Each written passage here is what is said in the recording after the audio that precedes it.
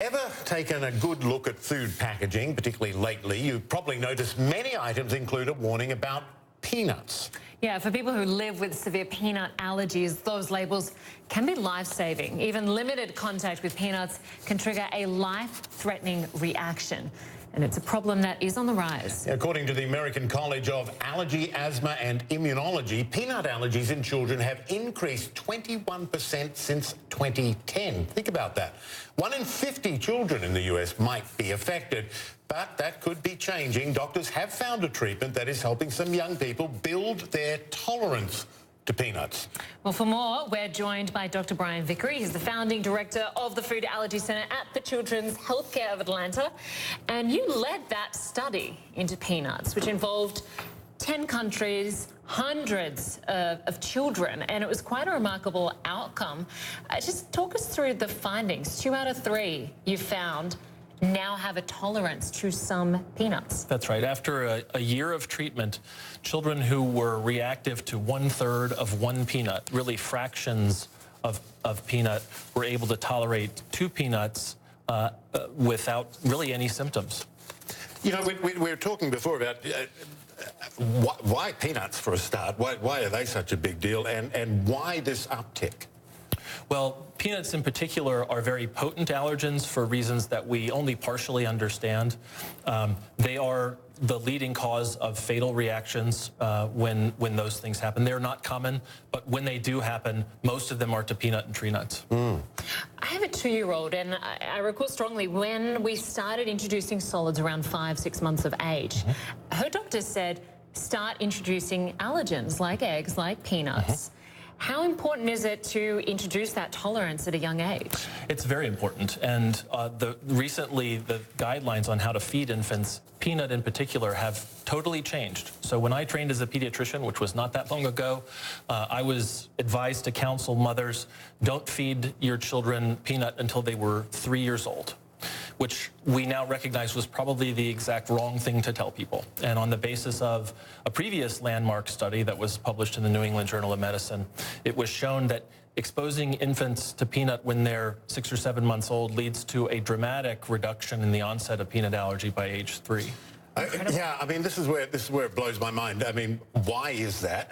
But also, let's go back to why this uptick. What are the theories? I guess we don't know for sure, but what are the theories of why this increase? Well, I wish I had a simple and snappy answer that explained it. In reality, it's a complex thing, and it involves probably a lot of environmental changes. You know, we only really see this problem in modernized countries in the world, in the sort of the US, the UK, Western Europe, Australia, places like that. Allergies are really common.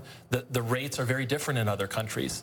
And so in general, we think that some of it has to do with sort of the amount of immune exercise that a young child gets. Things like exposure to cesarean sections right at birth, antibiotics, hand sanitizers, the types of infections they get from their siblings and at school.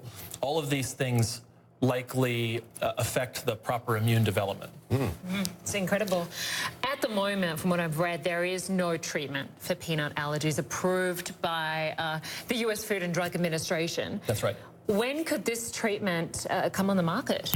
Well, the company that led the study has announced publicly that they plan to submit their application to the FDA for licensure by the end of this year.